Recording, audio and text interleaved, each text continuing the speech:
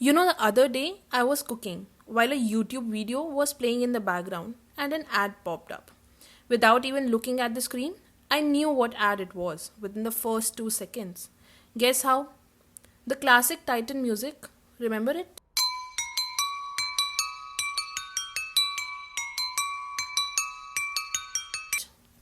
It's amazing how iconic that piece has become. But did you know that it isn't Titan's music? I was reading Nawab's Nudes and Noodles the other day, and I read that it is actually an interlude from Mozart's Symphony No. 25 in G minor.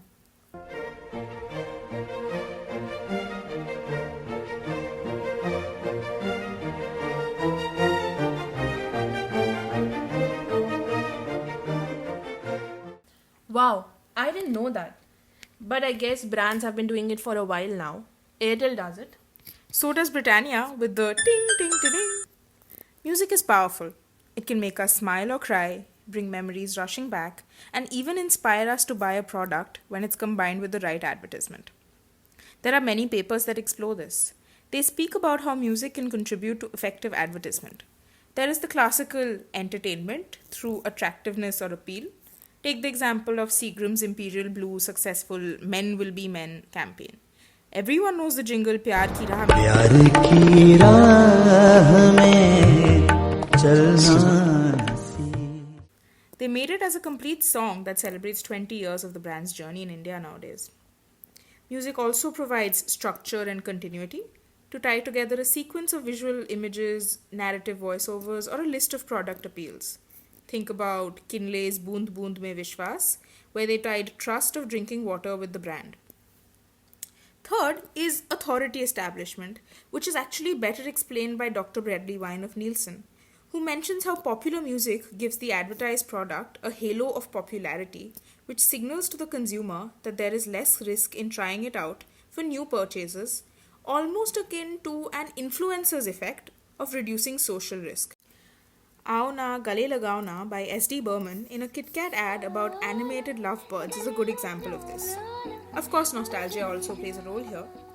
But most importantly, they say that memorability is the biggest add-on from music in advertisements because it creates some degree of recognition or familiarity. The studies also talk about how music can play a highly evocative role to generate and reinforce associations and emotions with the brand because of its memorability. Music is considered one of the main memory stimulating factors in advertisements, as per a research. Thus, music that accompanies advertising may help remembering the brand. The studies also say that brands that are clearly defined by a given type of music are 96% easier to remember for consumers than those which use no sound of any kind. Associations between a melody and a brand may be established very quickly in the minds of consumers after the exposure to an ad, to the extent that they subsequently find it difficult to identify or associate the brand with a different melody. Thus, music can set the tone for a brand's personality as well as be used to target a specific type of audience demographic. Bands have famously used such associations with music in the past by manipulating impression of the brand through specific music pieces. Like Nike, which typically targets a younger audience, specifically when it comes to its athleisure and clothing verticals. Its recent ad, Nothing Beats a Londoner, featured young people from the capital city and a message that champions sport, diversity, and youth culture in the area. It ensured this message would resonate by including an instrumental version of Skepta's Shutdown, a song that would likely pique the interest of and resonate with the young audience. Yeah. Hey, man's never been in. When it's shut down, that's not me and it's shut down.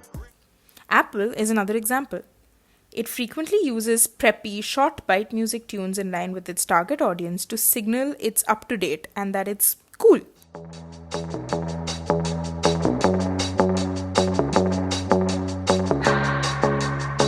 keep my hands on myself. Feel It Still by Portugal the Man, music for a sushi restaurant by Harry Styles, or even the newest release by actor Idris Elba. Studies take this one step further to highlight how attributes associated with the music are not only transferred to the brand, but also the endorser of the product in the ad. Apart from its effects on memory, music plays a significant role in advertising because it attracts attention, transports implicit and explicit messages, and generates emotions since there is a high degree of interaction between memories and emotions. In fact, music in ads that evoke more pleasant memories lead to more positive emotional reactions, which enhances brand attitude significantly. That's so true. I counted more than a dozen spots in this year's Super Bowl ads that were made using music beds that could best be described as nostalgia music. From Eddie Grant backing Arnold Schwarzenegger, Salma Hayek in the new BMW EV, to Salt and Pepper's mega hit Push It performed by Woodland Creatures for Flaming Hot Doritos and Cheetos.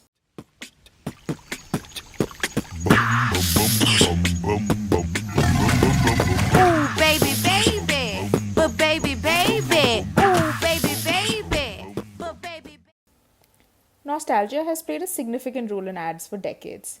From Country Time Lemonade making you wistful for the summertime of your childhood, to the powerful God Made a Farmer ad by Ram Trucks featuring beloved radio host Paul Harvey. Ads have made us tear up, smile, laugh, and remember, all while associating these powerful feelings with the brand that delivered them. This year is no different as we saw T-Mobile reuniting with Turk and JD of TV favorite Scrubs, General Motors resurrecting Mike Myers and the entire evil gang from Austin Powers for a memorable laugh, and Verizon jumping in the Wayback Machine to 1996 to deliver Jim Carrey's character from The Cable Guy. These pop culture stimuli trigger what psychologists call personal nostalgia, where the person feeling nostalgia is cast back to a warm and idealized version of their past when they perceive things were simpler, or easier, or just better. Why this happens is addressed by studies using neuroimaging techniques that have revealed that brain structures involved in processing emotions, such as limbic system and paralimbic system, which also seem to be responsible for our appreciation of emotion in a musical melody. Melodies considered as a dissonant, which tend to produce negative emotions, activate areas which are traditionally associated with the processing of negative emotional stimuli.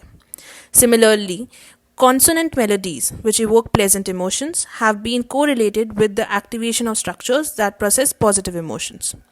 Findings also revealed how slow tempo music produced significantly enhanced active response compared to fast tempo music. This explains the many types of music we hear in advertisements, be it Kingfisher's reggae or Airtel's peppy Har Ek Friend Zaruri Hota Hai, and my personal favorite, Pond's soothing Googly Woogly Whoosh. So, if different music results in different responses, are all tunes equally effective?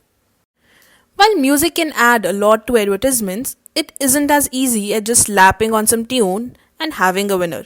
Other aspects are at play, like customer involvement, music brand fit, etc. A study explores this deeper. The authors discuss how an adequate fit between music and the promoted brand may contribute to communication effectiveness by enhancing purchase intent, brand attitude, recall facilitation, and effective response. As seen in a study, popular and classical music playing in the background in a store can have an impact on consumer behavior, leading them to spend more time in the store and also, in many instances, more money. Crazy, right? To learn more about how the background music at a Zara or H&M store are making you pay more, tune in to episode 2 of our podcast. But before you leave, don't forget to like, share, and subscribe, and we'll see you in the next one.